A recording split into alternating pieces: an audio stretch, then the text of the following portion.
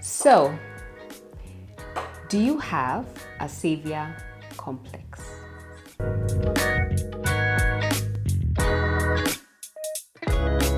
The reason why I am talking about having a savior complex is because I have in the past had a savior complex where I feel like I felt like I needed to save other people from themselves. Now let me give you an example in reverse, whereby I have had people in my life who have wanted to save me, and it has been overwhelming for them. So I remember there was this one time when I was having challenges in my life, like we all do, and I had a friend who didn't know what I was going through. So I'll give you two scenarios. I had a friend who didn't know what I was going through. Actually, I had two friends. They both didn't know what I was going through. One of them, so I'll give you two scenarios. One of them decided that, oh my God, we must help. We must help you go through this season of yours, which was really amazing. I mean, both of them are like that, but I'm giving you two scenarios. So one of them was like, oh my God, oh my God, oh my God, this cannot be happening. We must do A, B, C, D, A, B, C, D, A, B, C, D. And I remember later on I laughed about it. I mean, I had been going through this season for like a long time. So I was already kind of like, I'm kind of used to what's happening. It's not a catastrophe anymore. I'm not stressed about it anymore. It's a hard season, but okay. But I remember, because this person was coming into this situation, learning about what I had been going through for like years for the first time. They were like, oh my God, we need to save your life. Like, this cannot be happening. And I was like, okay, I was like, okay, let's see. You know, I'm open to suggestions. And they ran around for like a day, and they did everything they could do. They were calling, making phone calls. And I could see they were really struggling to just process the information I had shared with them about what I had been going through. And unfortunately for them, I think at the end of it, I could tell they just could not deal with the reality of what I had been going through. And they were now either acting from a space of guilt or acting from a space of pity, overwhelm, too much information, etc. etc. Unknowingly to them, I had already dealt with where I was at, and I was fine. But later on, I was like, oh my God, poor thing. I should have protected them from this. It just didn't occur to me that they would not be able to handle the intensity of what I had been going through, or the intensity of the information I had shared with them in terms of what I was going through. And in their bid to, and it's not even that I asked for the help. I didn't ask for help, but they just decided, we are going to save this situation. And for 2 days, guys, they were running up and down, just trying to fix things. Obviously, they were not able to be very successful in like a very whatever permanent way, but they did do their best. But they also came away exhausted.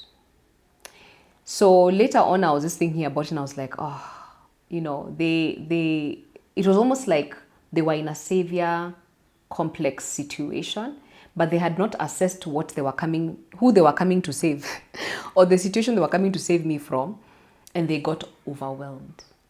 And after that, they disappeared. Like, I didn't hear from them for like 2 or 3 months. And I understood why, because I was like, it was overwhelming. Even for me, who was going through what I was going through, it had been overwhelming for me. It's just that I had learned to cope, and I had learned to deal with it. But for them, it was like, oh my God, this is just diabolical, right?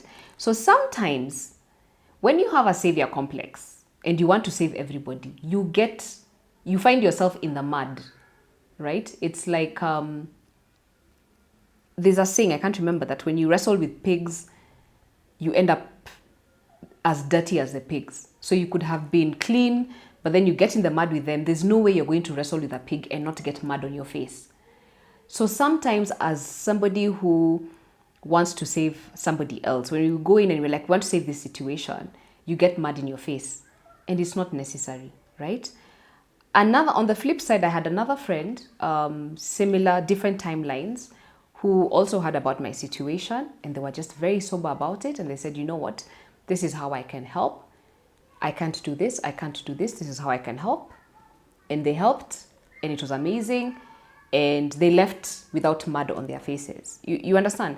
So what I'm trying to say is, when you come into an issue or a problem, whether it's in your life or somebody else's life, and in the savior complex, we're talking about in other people's lives, when you come into it as a savior, then you're likely going to get hurt, or you're going to get mud on your face. And I find that the reason, and I have done it before, whereby I have seen people going through really tough seasons, and I have dived into their situation. Do you know that you can help somebody, but you don't have to be involved in the mess or in their mess? But sometimes, because we don't have boundaries, and because we love the people that we love, and especially when it comes to family, sometimes you find yourself being dragged into somebody's mess when you're trying to pull them out. So it's like they're in a pit, and in your bid to help them, because you lack maybe discernment, you end up in the pit with them. That is somebody who suffers a savior complex. People who end up in the pit with other people and they were not in the pit, and the problem was the pit was not theirs to enter. Those are people who have a savior complex. Now, some of the reasons why we feel like we need to save people. First of all, I always like to joke and say the only person who should be trying to save me is Jesus. He is the savior of the world. He's the one who came to save us vagabonds. So please, let's not get into savior mentality. So anyway, the signs that you have a savior complex, and I'm trying to break that complex, is that you may have developed the complex because in your lifetime you are unable to put boundaries in your own life. So when you find that you don't have boundaries in your own life, when you find people with no boundaries as well, or maybe when you find people in problems, because you don't have boundaries, you then don't know, where does my help begin and end? So I found, or we've had stories of people who, for example, there's this thing we like bragging, and I bragging about black tax. It's not really bragging or complaining about black tax. We talk a lot about it, the way sometimes people, you have family members who are helpless sometimes, and you find that in your helping them, you're in a perpetual loop of either poverty, brokenness, stress, because they just have issues. Like, you may have somebody in your family who's just cannot get a job, so you're constantly having to take care of them. Or they have addictive habits, maybe they're alcoholics or they're drug addicts, and you just find yourself having to be in their mess all the time. But usually, I think when we get dragged into people's messes and we get hurt in the process, it's because we don't have boundaries. We've never learned to have boundaries. So if you don't have boundaries, you're going to get dragged into people's mess. Another sign of savior complex people is they don't self-care. They have never thought that they are important and that they need to take care of themselves first. There's that saying that you cannot pour out of an empty cup. You really can't. So if the cup is empty, there's nothing, so you have to fill yourself. You have to take care of yourself to be able to give to others. So people who have savior complexes tend to not take care of themselves. So they give and give and give and give, and it's good. And I encourage giving, but it can get a lot. So it comes with being unable to say no. I used to be that person. Like, I remember, because again, I've always been in a leadership position, and there were times when I would be leading teams, and I want these people in my team to succeed. And because I want them to succeed so much, because I know if they succeed, I succeed, what happens is I get into a loop of fatigue, because everyone is like, Lillian, I need help with this. Lillian, I need help with this. And I'm just like this, like this, like this. Like, I am not able to say no, right? Because I want to help people. So you find that people who have a savior complex, they were not even asked to save. They volunteer to come and save your life. But secondly, thirdly, they don't have ability to say no, right? And we also find that, or you also find that people who have a savior complex tend to find a lot of value in themselves when they save the day, you know? Like, I used to have that thing. Like, I would want to be the person who comes up with the idea that fixed things, right? Or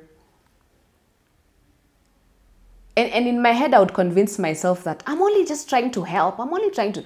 Then I realized, no, I have a savior complex. And worse is, I lack self-worth, because the reason I'm really, really trying to save this situation is because I want to later on come and say, I did it. Because Lillian was there, I did it. So you find that a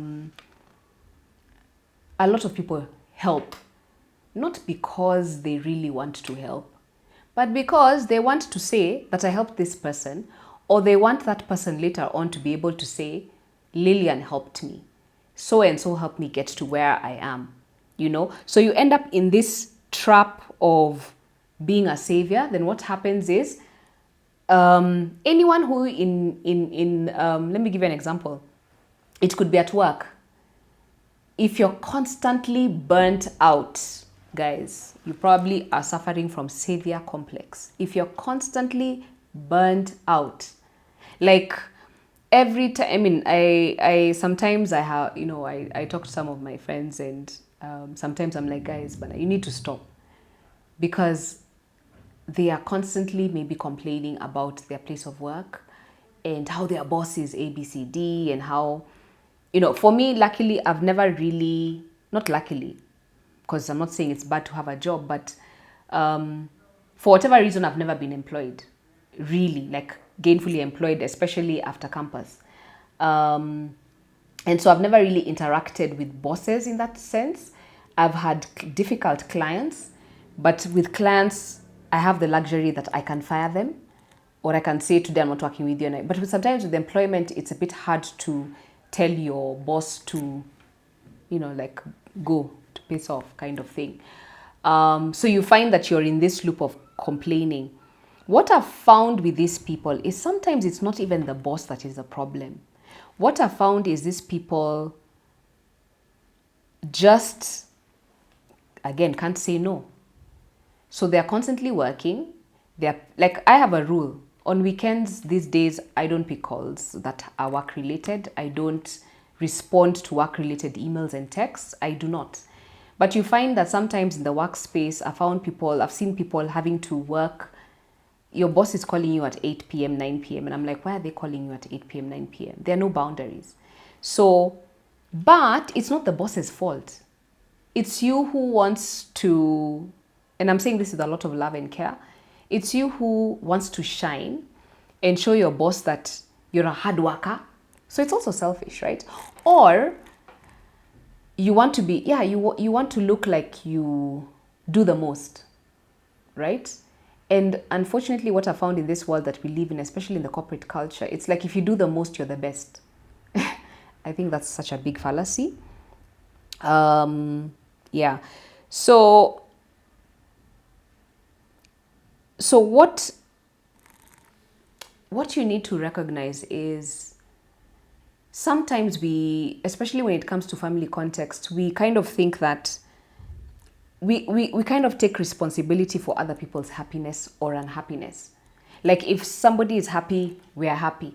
If somebody is not happy, it's like it's my fault. So I think sometimes even as mothers, with our children, I've had to at sometimes pull back even with my own child, where she's done something wrong, I've corrected her, she's upset, she's moody, she's sad, she regrets her decisions that she made. And sometimes I feel guilty, or I feel like it's my fault that she did what she did, right? And now I want to save her. So I approach correction not with the mentality that I want to help her grow into an independent person who has a head on her shoulders, but more so because I want to save her. So I'll constantly maybe want to protect her from herself. You know, like the way a kid will fall down and you immediately rush to try and help them rise up when they can fall down and rise up on their own. You know, small things that we do turn us into saviors or developing a savior complex when you really don't have to. Sometimes the consequences of that also will end up being that we end up developing low self-esteem, because when you're in a savior complex mentality, what you will find yourself facing sometimes will be ingratitude to the people that you have helped. So the people who you have helped don't care. They're like, by the way, I didn't tell you to come and save me. So you take offense, and it can work on your self-esteem and your sense of self-worth. So why the savior complex is not a good thing is because of that. That's one of the reasons that we face ingratitude and then we don't know how to deal with it. But you see, at the end of the day, you're the one who put yourself in that position. Especially if nobody asked you to help and you volunteered, you need to understand that there are consequences of helping people who didn't ask for your help, let's say, for example. So guys, I hope this has been helpful. I think there's a place for giving back, there's a place for being giving, there's a place for being helpful. And I'll end with this experience that I had with somebody, a friend of mine, years ago. I remember I was in a very good season in life, and I was in a good season. It was a good season. It was good times. Finances were good. My relationships were good. I was happy. I was thriving. And this person wasn't necessarily thriving, and they were having challenges in their life. And I found myself, like, every time they would come to ask me for help, I would help. I've always had this principle that I always want to help. Like, my first instinct, if I hear someone is in trouble, is I want to help. But sometimes, if you don't help, I don't know how to say this. Like, there's a way you can help, but you're helping with expectations. And I think the worst thing is when you're helping and you don't know that you're actually helping with expectations of when it's your turn to be helped, you'll be helped. Sometimes we don't even know that we expect a return on our investment, and our investment here being helping other people. So I found myself, this person would come to me all the time. Like, at a point, it was like every week there's a challenge that they're facing. And I would always be like, okay, no problem. Let me send you some cash, food, things like that. Just small change. But of course, over time, it accumulates. And for me, I always am of the principle that if I'm going to help you, I will help you. I will not necessarily, if I can't help you, I can't help you. But if I can help you, I'll probably in my mind not expect you to return the favor. But in this scenario, I didn't expect them to return the favor. But I remember, like, a year or so later or 2 years later, when I was in trouble and I was going to them, and I remember, not even I was going to them, I went to them once. I remember I went to them once, and I was in such a bad place. I was literally borrowing 500 bob. Like the way you're so broke, you're like, okay. This is from somebody who, in my career, I've earned quite a bit, right? But now I'm in this space where I don't know where to get 500 shillings. Like, there's no money in my bank account. And I've run out of ideas. I've probably borrowed from the whole world, and people are just like, Lillian, you're a bit too much now. So I remember I have this friend who I've been helping all my life. I have this person, and I go to them and I'm like, please, I just need 500 bob. And I remember they responded and they're like, I don't have 500 bob. And guys, I was upset. I was so upset because this was like the first time I was coming to them after, we had not talked in a while, fine, in terms of their situation and whatnot. And I was like, 500 bob. I mean, how many times have you asked me for like 5,000 bob, 10,000 bob? And I've sent you cash or whatever amount it is. It's not even about the amount of money. It's just that I think I was so upset.